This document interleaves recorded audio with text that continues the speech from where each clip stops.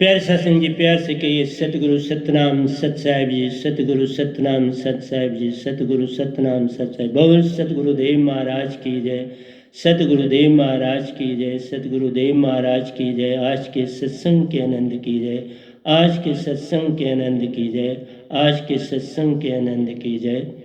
तो आज प्यारे सत्संग जी 16/8/2020 है और मैं आपके समक्ष उपस्थित हुआ हूँ। जो आज का प्रवचन का सार है, सहज अवस्था का लाना। सहज अवस्था का लाना आज का शीर्षक है। इसी पर हम आज विचार करेंगे और मैं सभी हंसों को सभी विश्व के हंसों को, निजधाम के परम हंसों को और निजधाम के सतपुरुष जी को अपना सादर प्रणाम करता हूँ। उनके चरणों में अपना सिर रखता हूँ।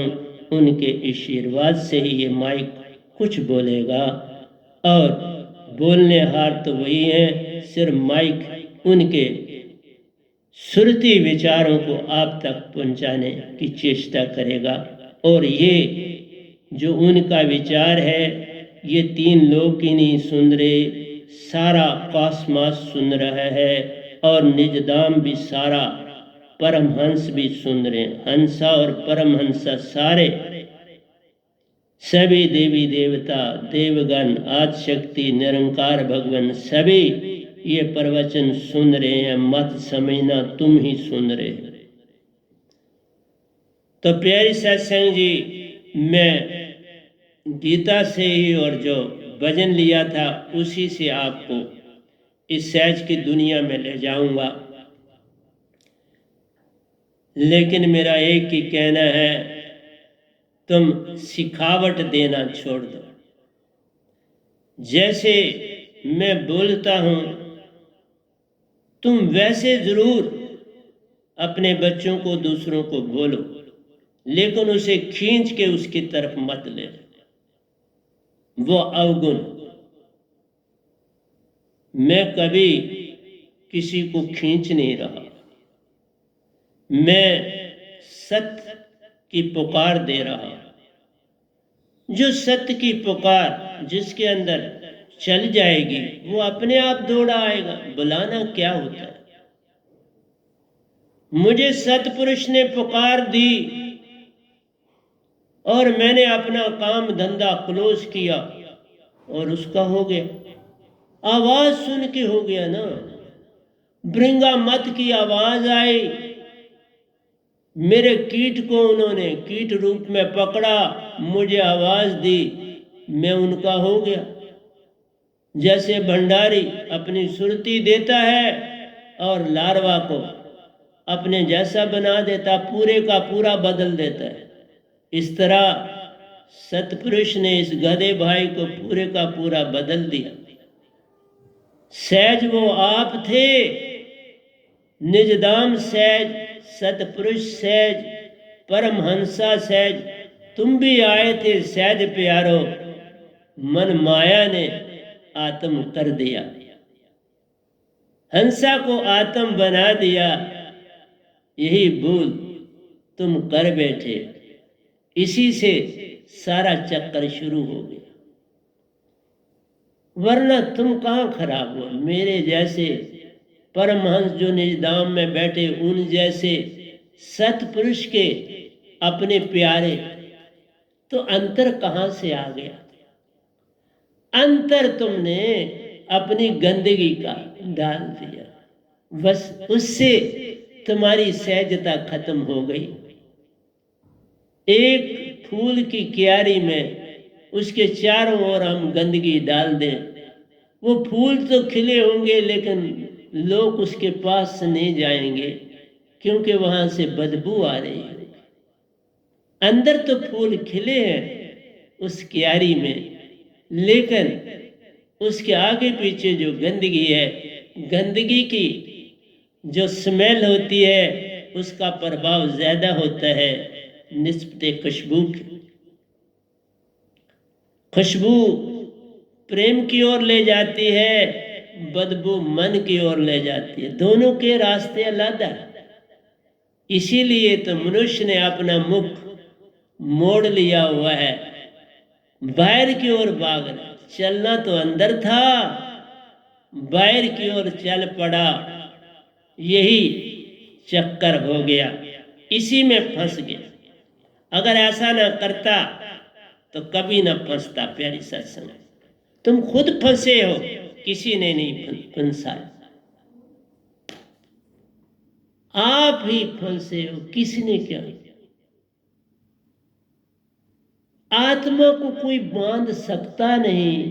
ये हंसा रूप जो तुम्हारा, उस आत्मा में से कोई बांध सकता कोई नहीं। बांधने वाला आत्म निज को बांधा है। मैं कहूँगा कोई नहीं बांधने वाला, हंसा निज को बांधा है।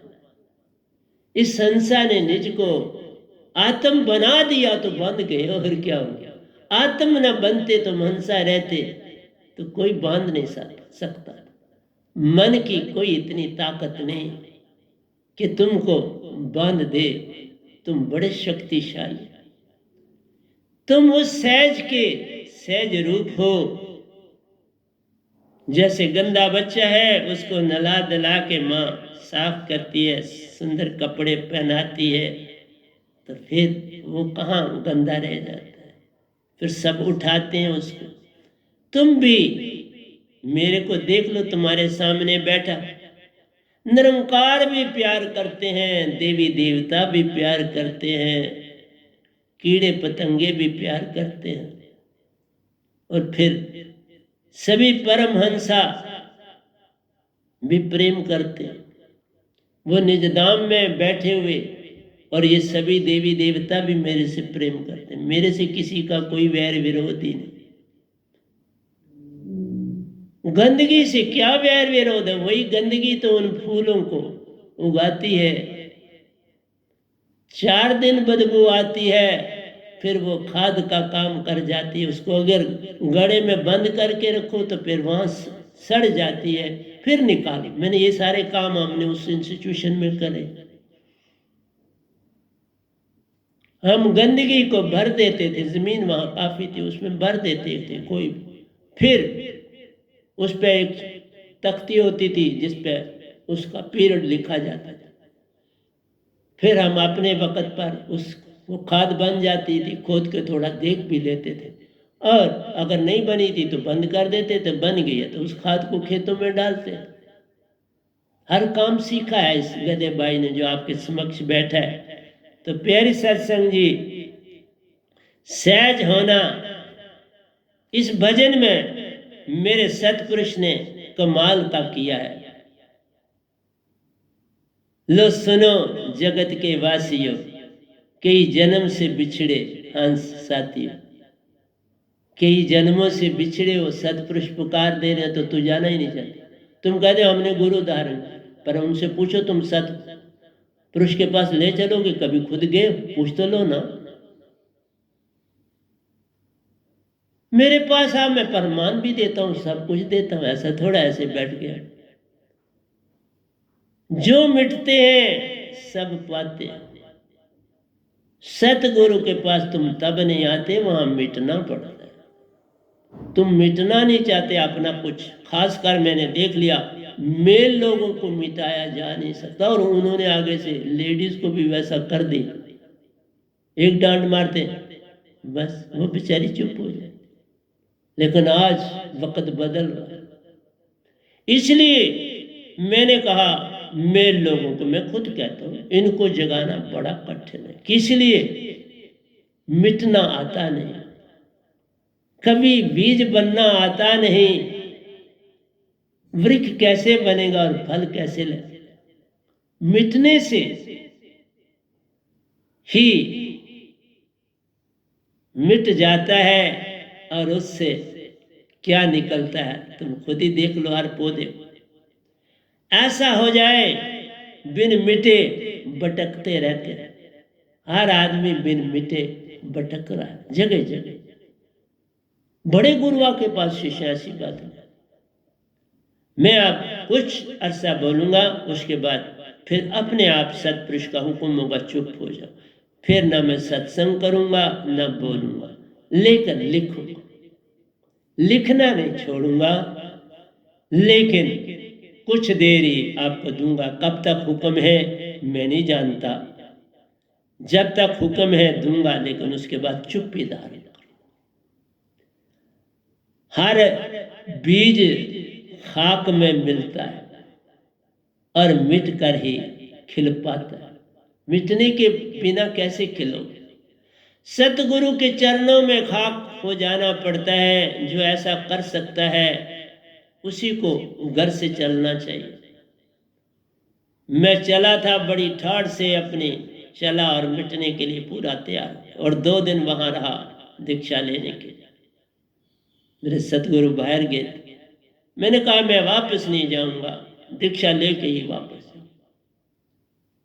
आया हूं तो दीक्षा लेके जाऊंगा। वो जब आ जाएंगे मैं दीक्षा। वो तीसरे दिन आए और फिर उस तीसरे दिन रात को 11:30 बजे हमारी दीक्षा खत्म हुई और फिर मैं अपने सफर पर निकला। तो प्यारे सत्संग जी, मिटे बिना बात नहीं बनेंगे, मिटना पड़ेगा। खिलने से फूल की खिल पाते हो, खिलने से फूल को पाते हो। खिलोगे तो फूल भी लगेगा, फिर फूल से फल हो जाए और औरों की भूख मिटाते। अब हर बना, मैंने आपको कल कहा था, हर चीज जो खाते उसका धन्यवाद तो कर दिया करो। ये तो डाइनिंग टेबलों पे होटलों में जाते हो खाना खाने, उससे कहाँ समर्पण? वो तो आप पैसा दिखाने जा रहे। खाना है वही घर मंगा लो, मैं नहीं कहता नहीं खाओ, खाओ, घर मंगवा और खाओ अकेले अकेले, और फिर हर चीज जो खाते हो उसका धन्यवाद करो। फिर देखना वो खाना तुम्हें क्या देता। मत समझो कोई मरा हुआ, कोई मरा कुछ नहीं मरता। सुरती संग होती है, जब वो अपना समर्पण देती है चीज, सुरती उसके संग होती है। कोई चीज सुरती के बिना नहीं है संसार में। तुम दरख्त से फल उतारते हो, उसको तकलीफ होती है, मत समझना, पर क्या करें, तुम तैयार बैठे हो और वो वैसे भी जाया जाए। आप नहीं खाओगे तो जाया जाएगा ना। इसलिए वो समर्पण देखो, नीचे की ओर झुका होता, ले जा, कहता है ले जा, मैं झुका, पकड़। इसलिए प्यारे सत्संग जी, सहजता समर्पण से आती है, झुकने से आती है, मिटने से आती है, और गुरु के आगे समर्पण करने से आती है। जब तुम गुरु को ही अपने बराबर या अपने से छोटा मानना शुरू कर दो, फिर तुम खुद ही देख लो, जरा अंदर सोचो, फिर तुम्हारी दशा क्या। तुम जमीन से बाहर आ गए हुए दरख्त हो। जो ऐसा कहता है वो जमीन में दरख्त नहीं रहता, और जमीन से जो दरख्त बाहर आ जाए उसको दरख्त अब नहीं कहते, वो लकड़ी बन जाती। अब उसे दरख्त कहना भूल हो जाती है, वो तो अब लकड़ी बन जाती है, जलने के काम ही आती है। या सपोर्ट दे दो, अच्छी लकड़ी है तो हाकी वगैरह की चीजें बना लो, उसका इस्तेमाल कर लो, लेकिन अब वो फल नहीं देती। इसलिए प्यारे सत्संग जी, ये सफर अति कठिन है, चलना संभल संभल। एक बार भी मान किया फिर फंस जाओगे दलदल, फिर निकलने का कोई रास्ता दिखाई देता नहीं। इसलिए किस किस को समझाऊं, सब जग अंधा, सभी को लगा है पिटवा तगा। तो एक एक लाइन में खुद हैरान हो जाता हूँ। मेरी संगत जी, मैं कहाँ लिख सकता हूँ, मेरे पास कहाँ ये ताकत थी, तो क्या वो लिखते। सत प्रेम आनंद सुरति दर्पण। सुरति का दर्पण जो है, ये 3 चीजें जिससे शांति बन जाएगी। ये 3 मिलती है, शांति शांति फैल जाती है चारों।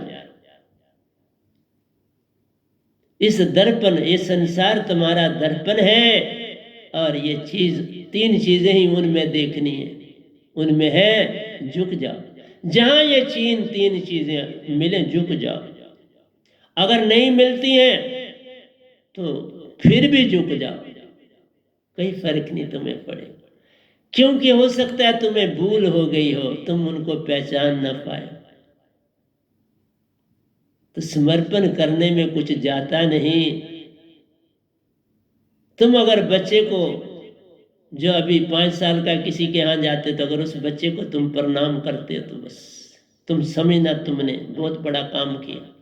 तुम किसी बूढ़े को प्रणाम करते हो तो तुमने बहुत कुछ खो दिया, लेकिन अगर बच्चे को प्रणाम किया तो बहुत कुछ पा लिया। इसलिए मेरी हर बात उल्टी है, इस संसार से उल्टा है। उल्टा वृक्ष कभी पढ़ना, कृष्णचंद्र का बहुत बड़ा ग्रंथ है उल्टा वृक्ष। इसलिए तुम उल्टे चल रहे हो, तुम्हें मेरी बातें कहां समझ आएंगी, लेकिन मेरा काम है देना।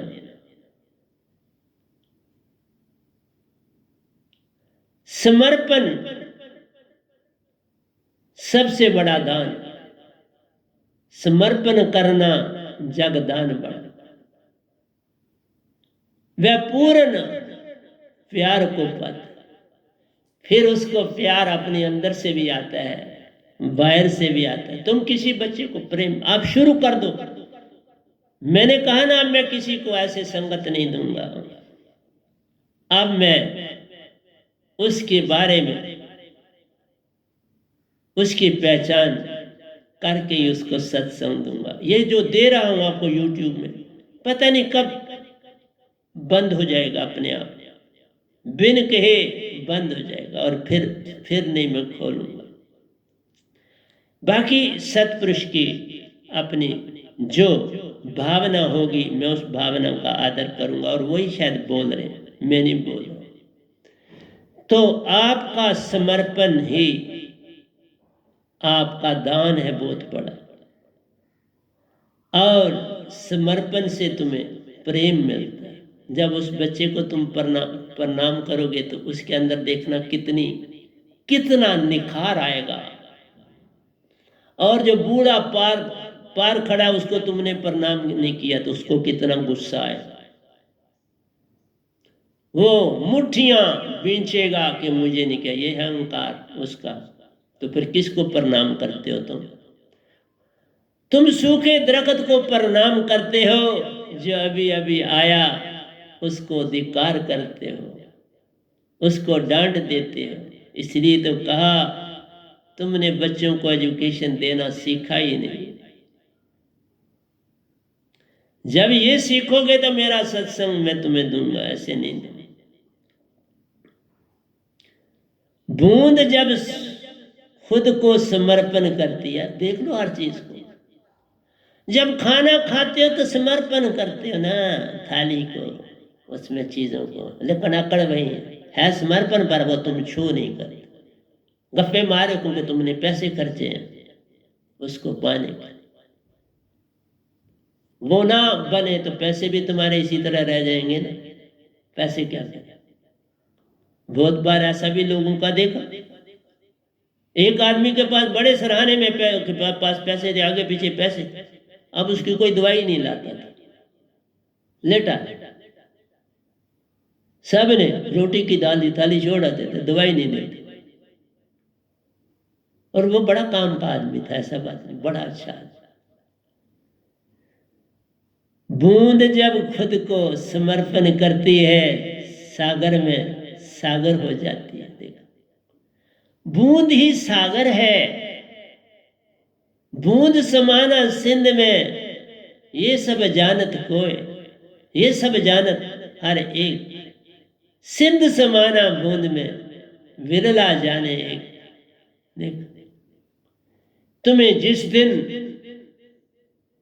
बूंद को समुंदर दिखेगा ना, तब तुम में प्रेम आएगा, तब तुम में समर्पण आएगा। ऐसे कैसे?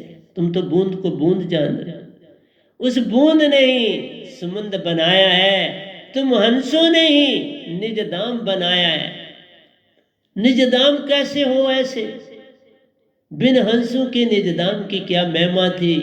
सतपुरुष ने जब बनाए तो महिमा चमक उठी।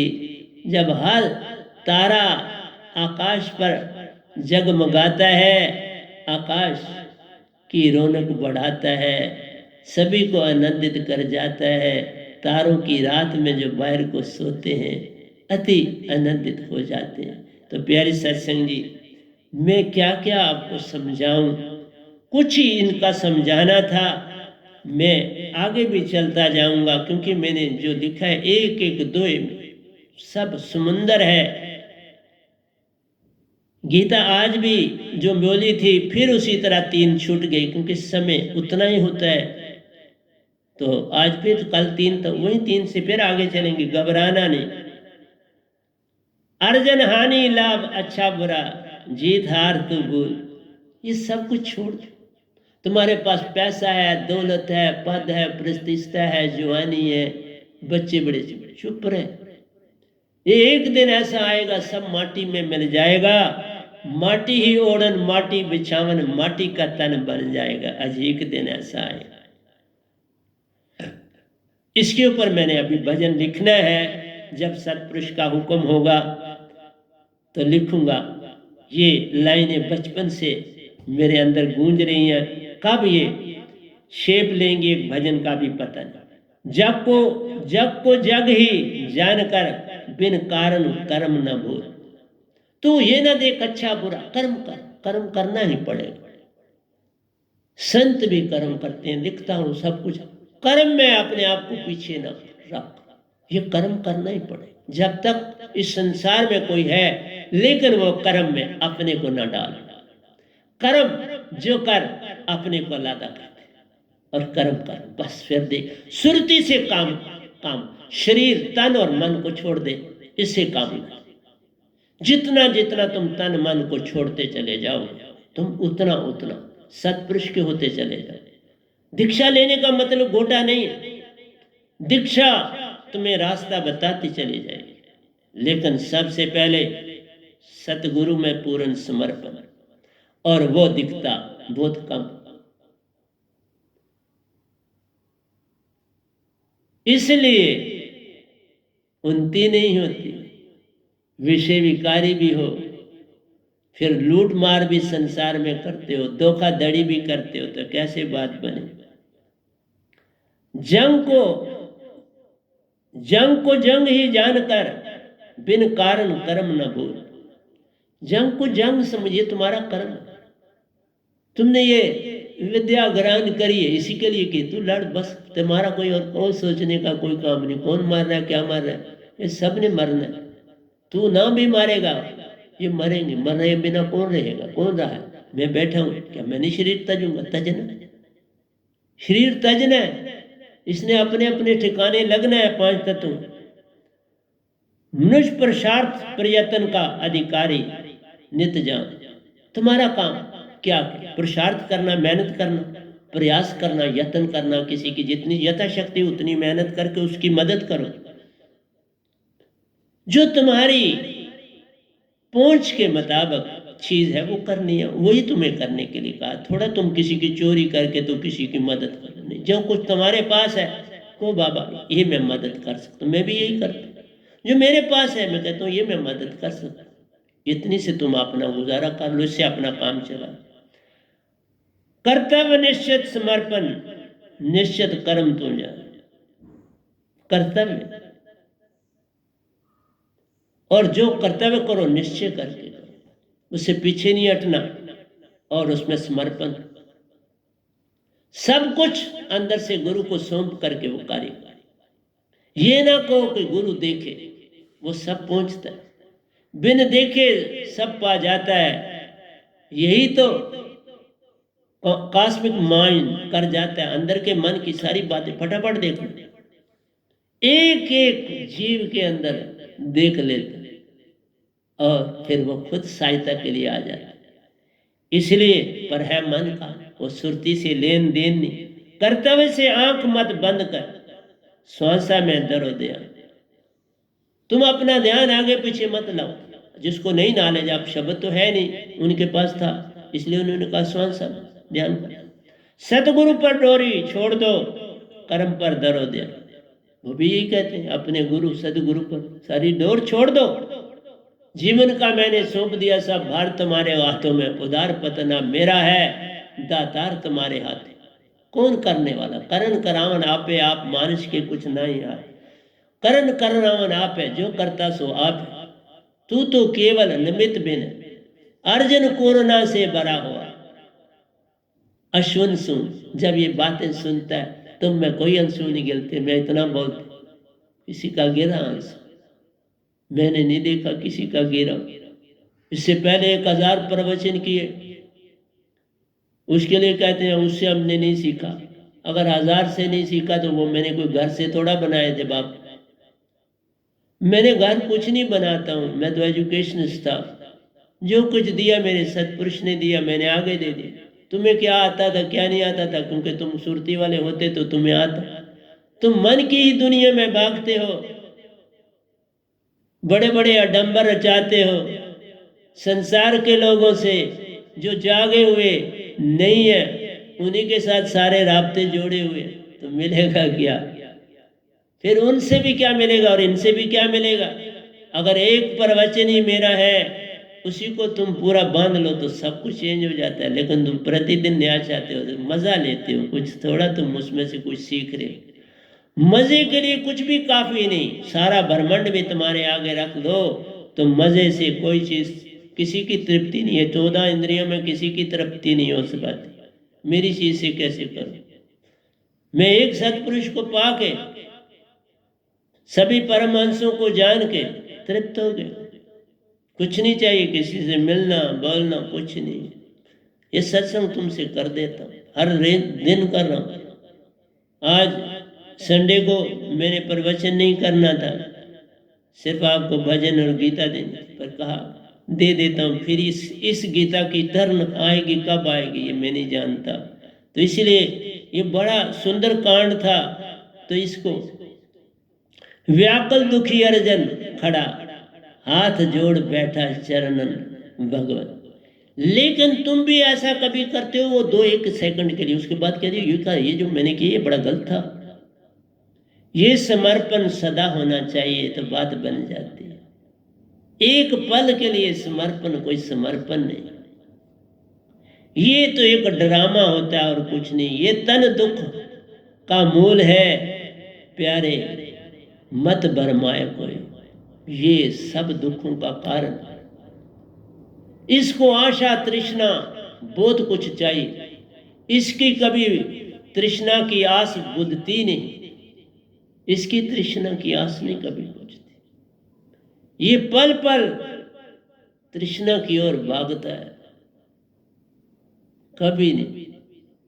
इसकी तृष्णा मिटाना सैल नहीं प्यारो, कुछ भी बरता जग में नहीं, ना भरा जाता है तुम्हारा बर्तन ना तुम मरते, न भरा जाता है क्योंकि पैदा ही नहीं, जिसके नीचे पैदा ही ना हो वहां कौन सी चीज ठहर पाए। वहां एक ही चीज ठहरती है, हवा, और कुछ नहीं ठहरता, सुन ठहरता है, हवा ठहरती है, और सब चले जाते।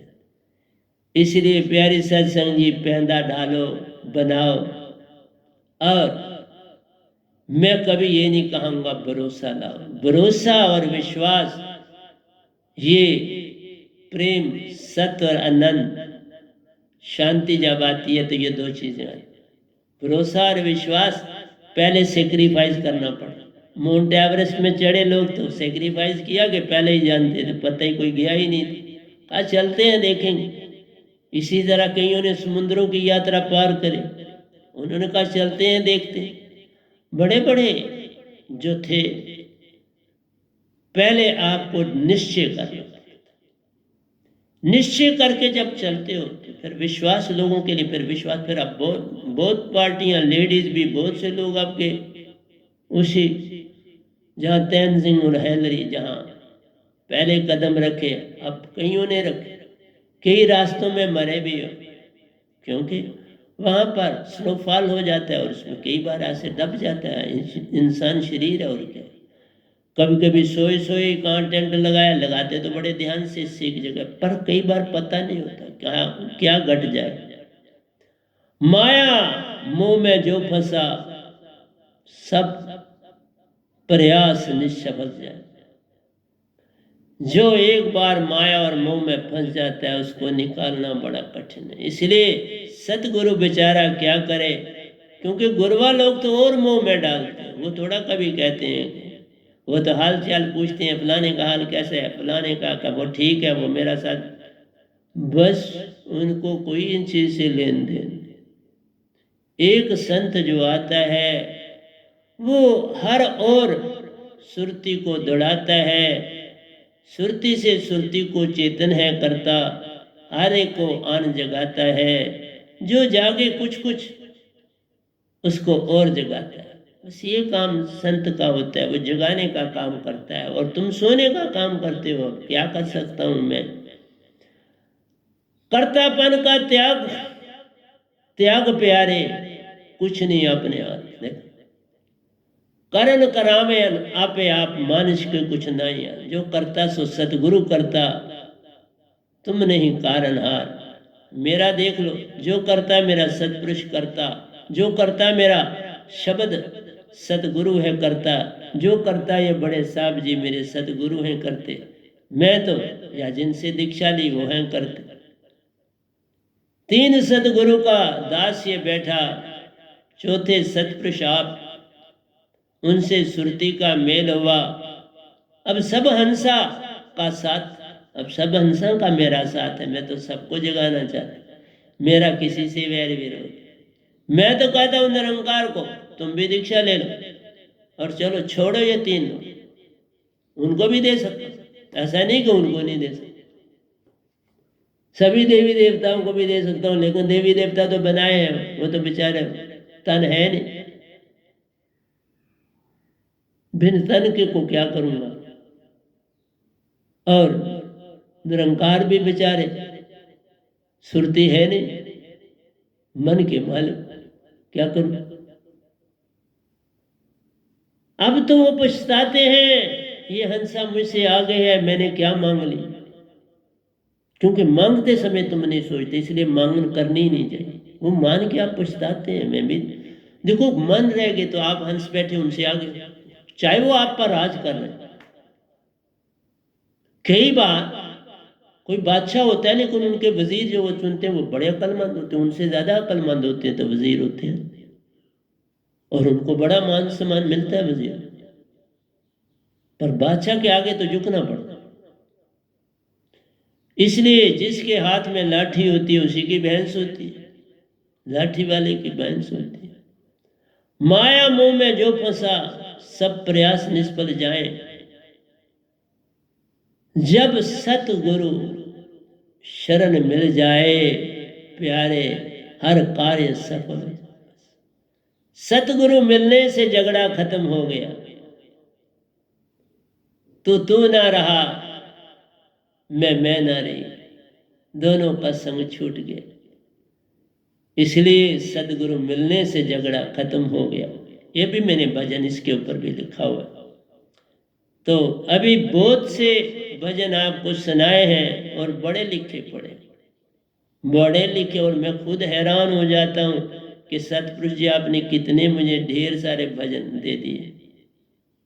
और कई बार मुझे उस तर्ज पर जाने में भी समय लगता कि किस तरह से इसको बोला था, क्योंकि जब तक ओरिजिनल तर्ज नहीं पकड़ूंगा तो कैसे सुनाऊंगा। अभी कईयों की तर्ज नहीं पकड़ी, वो नंबर तो आगे चला गया, लेकिन कईयों की तर्ज अभी मैंने सब गाए हुए, लेकिन ये रिकॉर्ड शिकार्ड ये लोग पता नहीं क्या करते रहे, मैं नहीं जानता, इसमें जाना नहीं चाहता। तो मेरी प्यारी सत्संग जी, तुम जागो या ना जागो, आवाज मैंने देनी और मैं दे रहा हूं पल पल। इसके ऊपर चलोगे तो पार हो, नहीं चले तो रार हो। ये तो तुम्हारे तक है, तुम चलना चाहते हो। और कल भी कहा था, अगर तुम्हारा दोष होगा तुम्हारा बॉडी में, तो तुम्हारा जो औलाद होगी उसमें भी दोष जाए। तुम जितने स्वच्छ होगे, क्योंकि जो बूंद तुम्हारी जाएगी उसमें बहुत कुछ ही जाएगा। माँ बाप के गुण बहुत ज़्यादा होते हैं, इसलिए मैं जब अगले टॉपिक पर आऊँगा कि बाबा आपका इंटेलेक्ट, आपकी बुद्धि किस तरह से चेतन हो, उसमें क्या क्या कारण है। कई बार आप डिप्रेशन में चले जाते हो, कई बार आपको डर लगने लगता है, भय उत्पन्न होता है, हर चीज़ से आपको डर लगता है। कईयों को पानी देख के डर लगता है, कईयों को हर चीज़ से ज़रा सी बात घटती है। तो उनके कारण पूर्ण के पूर्ण सदगुरु के पास होते हैं वो सब, लेकिन उसमें सब्र करना पड़ता है। लोग क्या करते हैं, आते हैं पहले इसे ही कहते हैं हमें ठीक करो, और जिनको ठीक किया फिर वो कभी दिखाई नहीं।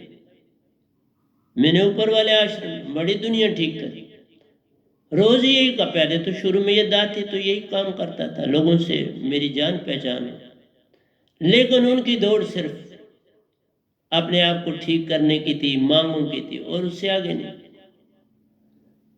फिर हमने छोड़ दिया मिलना। अब भी संगत वाले शुरू में वो भी यही करते थे, लेकिन अब मैंने फोन ही नहीं उठाता हूँ मैं किसी का फोन। एक बस प्रेसिडेंट है, उसके साथ फोन पे एक आधा फोन कर देता हूँ, ज़्यादा से ज़्यादा 2 फोन होते हैं, उसमें बस डायरेक्शन देनी होती है, तो उसके मुताबिक चलना होता है। इसलिए तुम्हारे ऊपर डिपेंड करता है, तुम शब्द पाते हो नहीं, क्योंकि ये हंसा कभी नाश होता नहीं, इसको काटा जाता नहीं, इसको छेदा जाता नहीं, इसके कान भी हैं, मुंह भी है, आंख भी है, सब कुछ है। तुम हंसा परिपूर्ण, पूरा काम सब कर सकते हो, लेकिन मन बेचारा क्या करे, तन और मन क्या करे, ये खुद नहीं कर सकते। अब यहीं से देख लो, आप खुद अंदाजा लगा लो, जिस भगवान को आप प्रतिदिन सारा संसार पकड़े हुए है, वो बेचारे तो हाथ भी ऊपर नहीं आपका कर सकते, ये सुरती करती, बोल भी नहीं सकते, ये जो खर है ये भी सुरती करती, और तुम्हें पता नहीं कुछ, ये बात कोई नॉलेज ही नहीं, और तुम सोए हुए और कह रहे हो हम नहीं, तुम्हारे पास नहीं आएंगे। भाई मेरे पास ना आओ तो मुझे क्या फर्क पड़े, ना जाओ बोल, मैं ना आपका पैसा लेता हूँ ना दौलत लेता हूँ, मेरे पास आओगे तुम्हें लाभ है, मेरे को थोड़ा लाभ। मैं नमस्कार में भी किसी का पैसा नहीं, वो भी बंद कर, फिर क्या तुम मुझे क्या दोगे, बोल तुम लोगे ही मुझसे दोगे क्या? मेरे शब्द की कीमत है ही नहीं जो सतपुरुष ने दी, ये मोल ना तोल, हीरा तो मोलूम बिके, वह नाम शब्द का मोल न तोल, इसकी कीमत ही नहीं, तो तुम्हें फ्री दे रहा हूं, और बुला के दे रहा हूं, आवाज दे के दे रहा हूं, और क्या करूं, और क्या करूं आपके साथ, मुझे यही बता दो तो मैं आपकी बात मान लेता हूं। मैं कोई लूटने थोड़ा आया, देने वाले ने मुझे पहले दे दिया, मेरे पास आश्रम है, सब कुछ है, कोई ऐसी बात नहीं, लेकिन वो अपनी तरफ मुझे खींच नहीं पाया, तो उसने मदद मेरी बड़ी करी, और उसको पता था ये आगे जाएगा, पता होता भगवान है, पता था उनको ये आया है, संति है, जब इसको हुक्म मिलेगा तो ये अपना काम करेगा, जब हुक्म मिला तो करा, हुक्म के पहले तो मुझे पता ही नहीं था। लेकिन मैं तुम्हें जो बातें बताऊंगा आप हैरान होते चले जाओगे, इसलिए निज को दासा जानकर सतगुरु में सुरती डाल, दासा बन जा, माया मोह में जो फंसा सब प्रयास निष्फल जाए, जब सतगुरु शरण मिल जाए हर कार्य सफल हो, फिर तुम्हें कुछ नहीं कर, जो करेगा सतगुरु करेगा, तुम निश्चित होकर बैठ, सिमरन सुरती काम कर, अपने काम में जा, सब ड्यूटियां परफॉर्म, ऐसे करके अब मैं संसार का कल्याण करने के लिए काम करने निकला, अपना नहीं, अपना हो गया अवसर, लेकिन ये नहीं कि हर एक के साथ आप बहस करो, नहीं साहब, मेरे सत्संग किसी को दो कि सत्संग सुनो, उसको लगेगा अच्छा तो ठीक है, नहीं तो ठीक है, कोई ऐसी बात नहीं। अब जिसने दूध पीना है उसको दूध ही तुम दे सकते हो ना, जिसने खाना खाना है उसको तुम खाना दो, जिसने जो खाना है उसको वही दोगे, वो खा ले, इसलिए क्योंकि ये डाइट ही नहीं है, तो उसको कैसे तुम खिला सकते हो? उनकी डाइट कुछ और बन गई है जन्मों जन्मों से, तो वो इसको कैसे खाएं? कड़वा लगे, बड़ा दुखी लगेगा, मुंह सुकड़ेगा, इसलिए वो नहीं पकड़ सकते इन चीजों को। कोई सुरमा चाहिए जो इन दांतों को पकड़ता है, बिन सुरमे के कैसे कोई पकड़े? कोई नहीं पकड़ता। तो दूसरी बात आपको बताने जा रहा हूं कि सतगुरु और गुरु का भेद कल से मैं शायद आपको आगे रखने जा रहा हूं, तो आज उसकी थोड़ी भूमिका आपको बता देता हूं।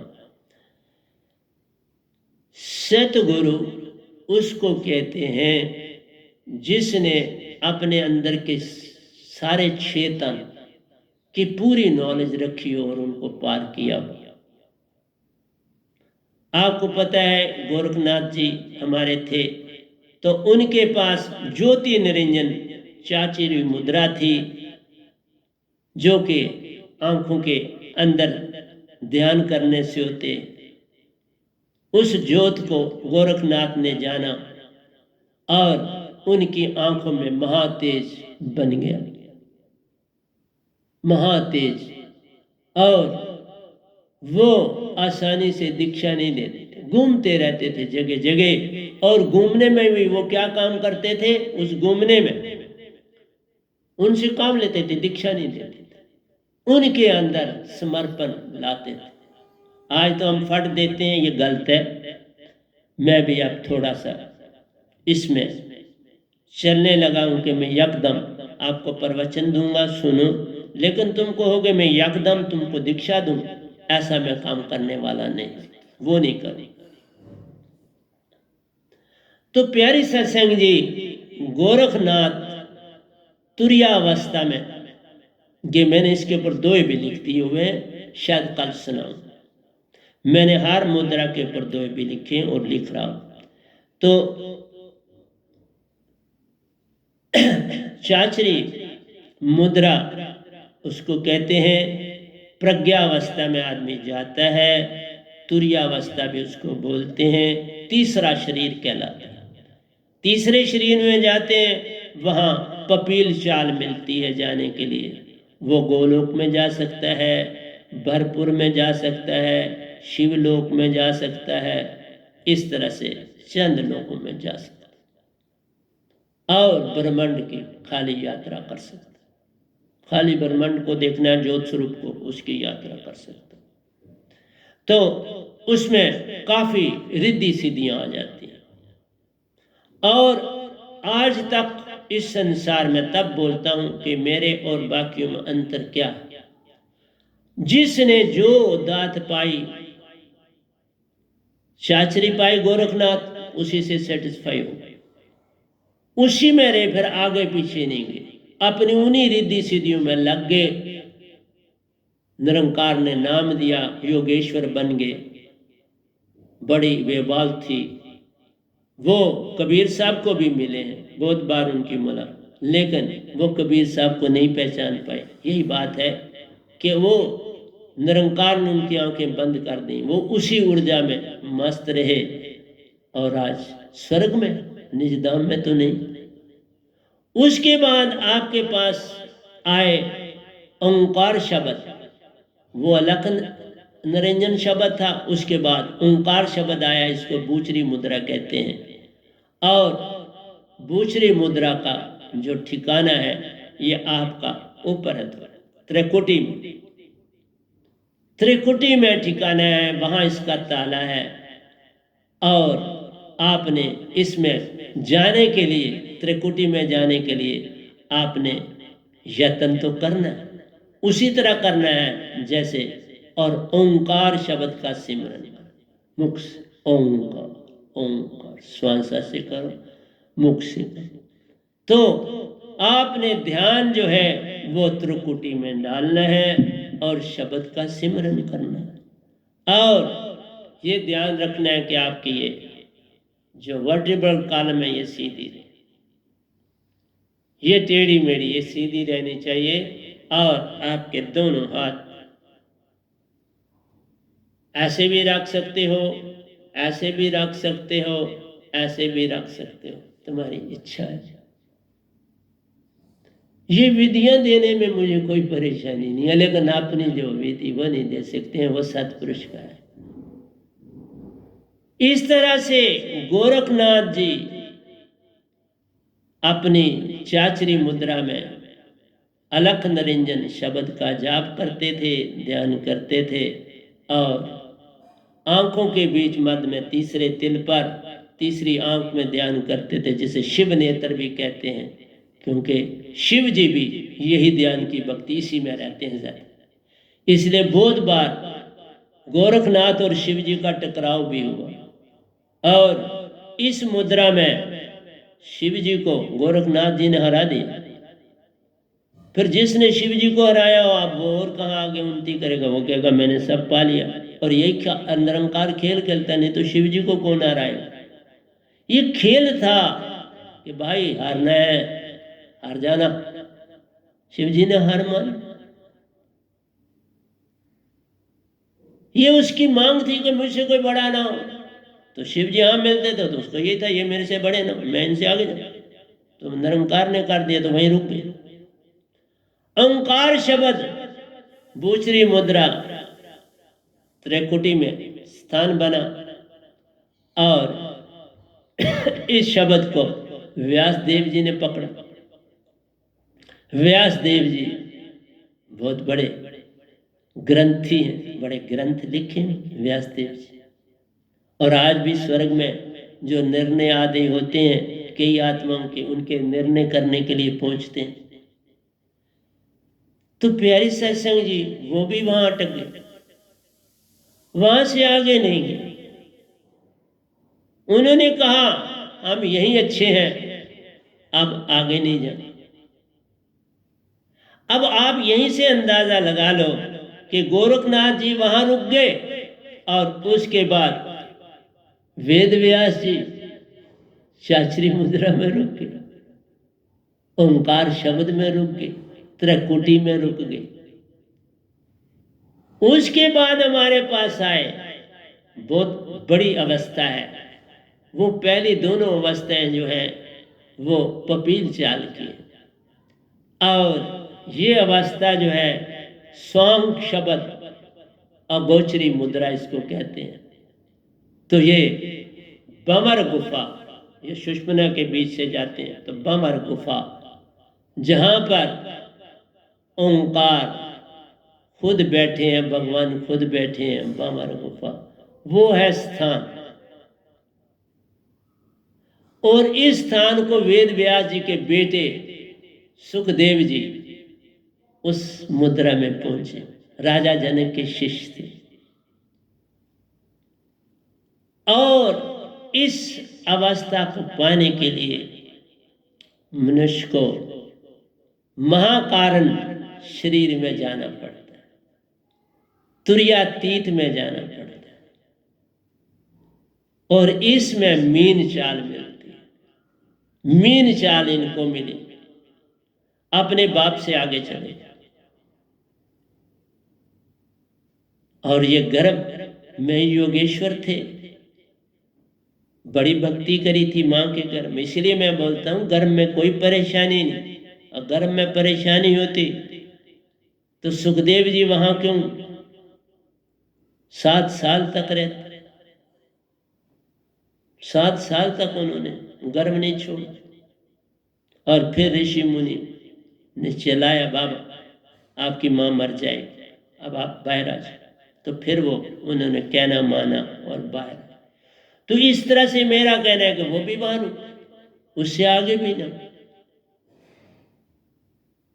चौथे शरीर तक गए, मतलब तीसरे को पार किया, और सुखदेव जी चौथे तन में पहुंचे। अभी 2 तन और थे। इसलिए बोला जितने भी बाकी योगेश्वर हुए हैं, इसके बाद राजा जनक जी हुए, इसके बाद 3 देवता हमारे हुए, और उसमें मैं भी शामिल। मैं भी उस अवस्था को पाया, देवताओं ने भी पाया। 3 देवता शिव महेश्वर ब्रह्मा ने भी वो पाया हुआ। आपके समक्ष जो बैठा इसने भी पाई। जब मैंने ये दात पाई तो मैं योगेश्वर था। 6 तन पार किए इस गधे भाई। 6 तन पार होने से ही कोई संत बनता है और मांग ना करे, रुक ना जाए। मैं रुका बस, मेरे को रुकने नहीं दिया। मैं सीधा सा बात बोलता हूं। मैं कौन होता था रुकना ना रुकना? ये सब सतपुरुष के अंदर से होना था। निरंकार को वैसा ही करना था। और मैं आपके समक्ष बैठ, कोई कुछ नहीं करने वाला। एक अवस्था होती है कि सदगुरु आपका सब कुछ होता है। जब उसके आगे आपका पूर्ण समर्पण है तो फिर सतपुरुष आपके हो जाता है। फिर ही आप 6 तन पार करते हो। 6 तन को जो पार है करता वही संत कहलाता है।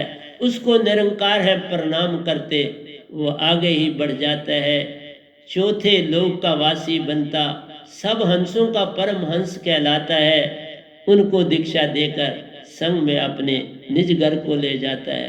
तो सतगुरु की महिमा बताने के लिए मैं आपको ये चीज़ें थोड़ी बता रहा था, लेकिन मैं आगे भी इनको पूरा आपको और भी बताऊंगा, ऐसा नहीं है। लेकिन स्वांग शब्द की बड़ी महिमा है और इसको मैं कल आगे भी ले जाऊंगा। मैंने पहले भी बताया है, लेकिन इन चीज़ों को, ये जो बड़ी इंपॉर्टेंट होती हैं, इनको थोड़ा फिर बताने से लोगों को बड़ा लाभ होता है। कई इन मुद्राओं में चलते हैं तो उनका नॉलेज बढ़ता है और उनको बड़ा लाभ होता है कि ये भी भाई हमारी मुद्रा भी दे रहा है। मैं हर मुद्रा जानता हूँ तो हर मुद्रा को दूंगा, संसार को समझाऊंगा कि ध्यान भी कैसे लगाना है। कोई फर्क नहीं पड़ता, क्योंकि ये मुद्राएं आपको गुरुओं से, और लाखों गुरु इस मुद्राओं को दे रहे।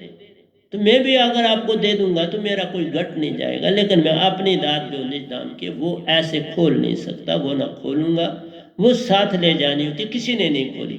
वो दात बाबा नानक ने नहीं खोली, रविदास जी ने नहीं खोली, कबीर साहब ने नहीं खोली, पलटू साहब ने नहीं खोली, दरिया साहब ने नहीं खोली, दादू साहब ने नहीं खोली। नहीं खोल के कोई नहीं खोल सकता, उसको खोलना नहीं होता है। उसको जैसे का तैसा वापस ले जाए। लोग बक्से को याद कर लेते हैं, सतनाम सतनाम बक्सा रह जाता है, जो शब्द है वो उससे उड़ गया।